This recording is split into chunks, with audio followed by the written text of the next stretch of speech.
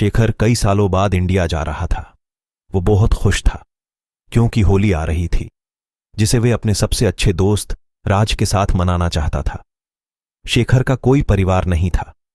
राज ही शेखर का परिवार और दोस्त दोनों था। शेखर राज से हॉस्टल में मिला था और उन दोनों की दोस्ती काफी गहरी हो गई थी, पर ना जाने क्यों पिछले 1-1.5 साल से राज शेखर के कॉल और मैसेज का जवाब नहीं दे रहा था।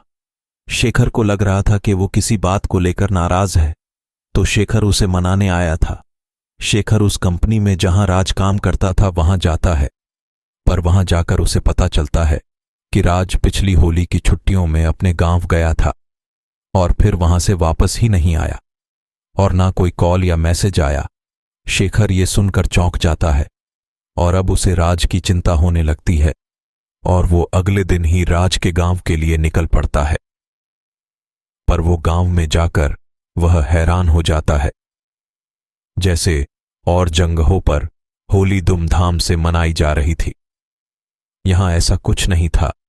सब कुछ बेरंग और सुनसान था। शेखर को ये सब बहुत अजीब लग रहा था।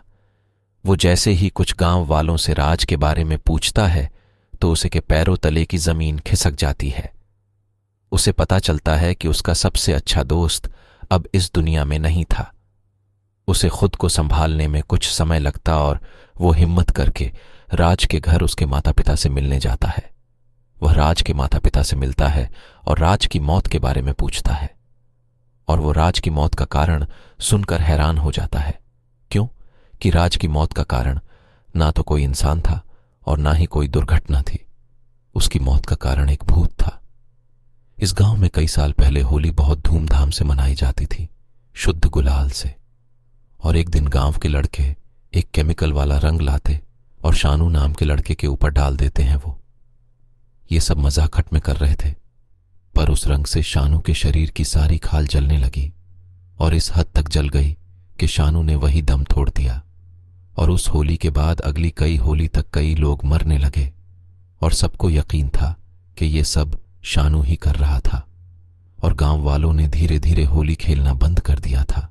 पर पता नहीं पिछली होली पर राज के दिल में क्या आता है और वो होली खेलने की जिद करने लगता है। घर वालों के रोकने पर वो उनसे बहसने लगता है और बाहर जाकर होली खेलने लगता है।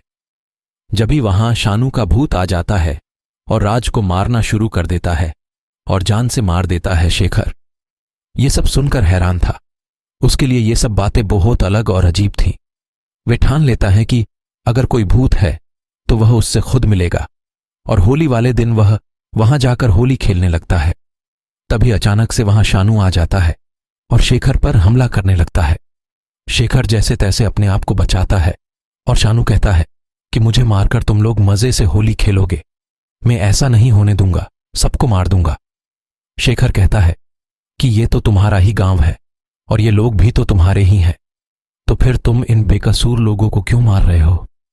शानू कहता है कि अगर ये लोग बेकसूर है तो मेरा क्या कसूर था? इन लोगों के केमिकल और मिलावट वाले सामानों ने मुझे ही नहीं बल्कि कितने ही पशु पक्षी और वातावरण को भी कितना नुकसान किया है। शेखर कहता है कि उस दिन जो भी हुआ वो एक हादसा था और मैं तुमसे वादा करता हूं कि आज के बाद इस गांव का कोई भी आदमी केमिकल और मिलावट वाला सामान इस्तेमाल नहीं करेगा। बस तुम लोगों को मारना छोड़ दो।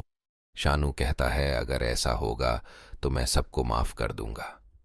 और सभी गांव वाले सारा केमिकल और मिलावट वाला सामान फेंक देते हैं और शानू वहां से चला जाता है और गांव वाले एक बार फिर से धूमधाम से होली मनाने लगते हैं।